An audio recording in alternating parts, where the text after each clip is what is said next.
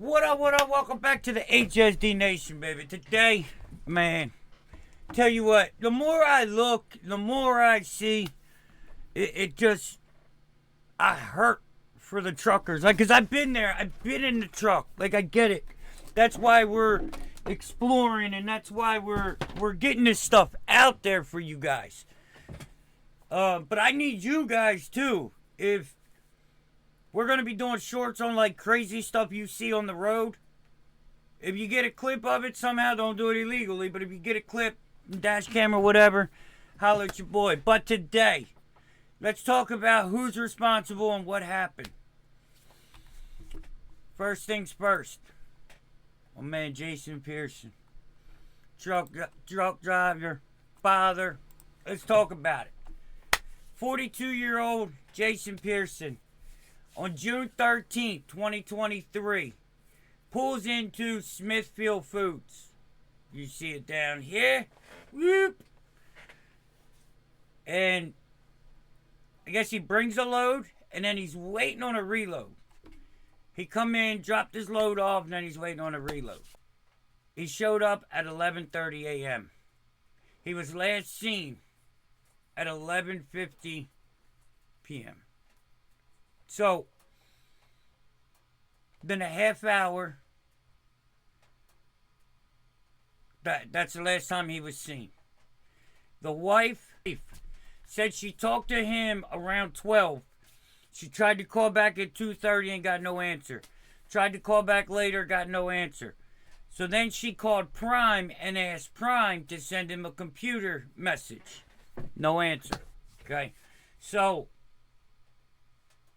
they found his truck June 14th, around 1 p.m. with all his belongings in it and 2 cell phones. Like, he didn't go far. He didn't plan to go far. He was missing for 2. Now, this Smithfield Foods is probably an hour from me. And it was on our local news, but it wasn't a thing around here, if that makes sense. You know how some people go missing and everybody comes out and try to get together? That wasn't here. Now, his wife, family, and friends did come down, handing out flyers and looking for him and all that. But as far as a mega search, everybody knows we didn't have that. So, let's just check out the place. Like, let's see what we got going on here. Oh yeah, we're gonna check it out, baby. We gotta see what it is. We gotta see what it is, baby. So, here we go. You got Smithfield Foods. You come in. Now, this is Principio Road, right? This is the road his truck was found on. So now, as a truck driver, this is a dead-end road. So, as a truck driver, this is telling me this is normal. Why do I believe that? Because there's a random bobtail sitting there. So that means 9 times out of 10, you go in, you drop, you leave, and you wait for the call. If anybody's been to Smithfield and that's not the way it works, correct me and I apologize. But I'm pretty sure. So he would have come in at 11:36, checked in, and they probably moved him to the lot. Drop his trailer. See how all these trailers are dropped? So, trucks do not sit in here. If you look up here, there's no trucks, right? And this is partially why they don't want to be responsible for truck drivers. But, so he came in, dropped his trailer, and then supposedly left, and he parked on Principio Road. Now, there was witnesses and the Smithfield employees said he could be seen, the truck could be seen from this location. So that tells me he's either here or he's right. He can't be far down here because if you're looking at this line of sight, you can't see past them trees. So he wasn't sitting down here, right? He wasn't in this forest line. He could not have been. If he was, then the reports were wrong. So here's some of the pictures from Smithfield. Like just kind of showing what it does.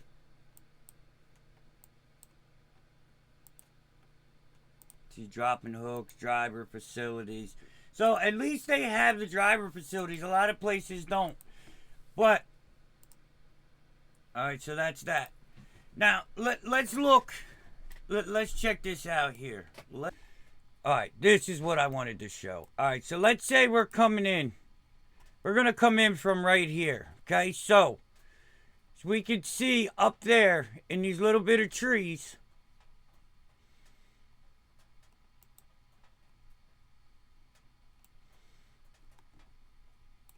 Alright, so let's go on up here. So I don't know where the truck was found, somewhere along this road. So if we're looking, there's no big, like there's those trees to the left, but I don't know that you could see them there. And like, look at this. This is all going to make sense here in a little bit, in a couple minutes. Just hear me out. All of this, we go up through here. No real trees, no brush. I mean, you got a couple trees here, but nothing major. Like, as you see what I'm trying to show, there's nothing major here as far as like, oh, he could have went there. Like, you could see through the other side of the tree lines. But, alright, so the reason I mention this is because he was found 2 months later. Or no, he was found 4 months later. Right near where his truck was parked. So, wherever this man's truck was, they found his body there 4 months later by a truck driver coming out to take a piss. Maryland State Police says this whole thing was searched, but it could have been foliage. Foliage where? What foliage do you have in July? Where everything is pretty.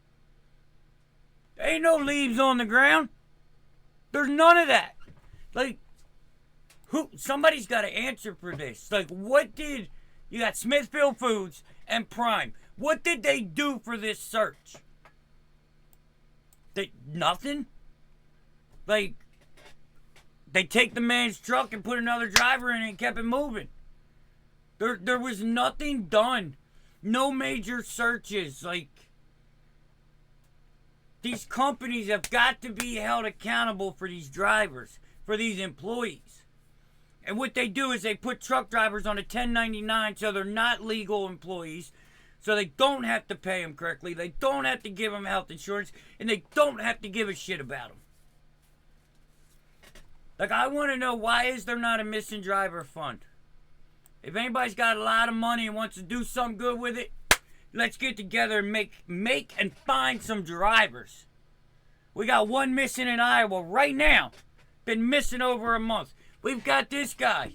Been missing 4 months later, he's found. In the same vicinity. If somebody was looking, they may have found him alive. He could have been under mental distress. He could have had a health issue at the moment. He could have been clubbed. Because they don't even really come out. I can't find any like real reports on the autopsy.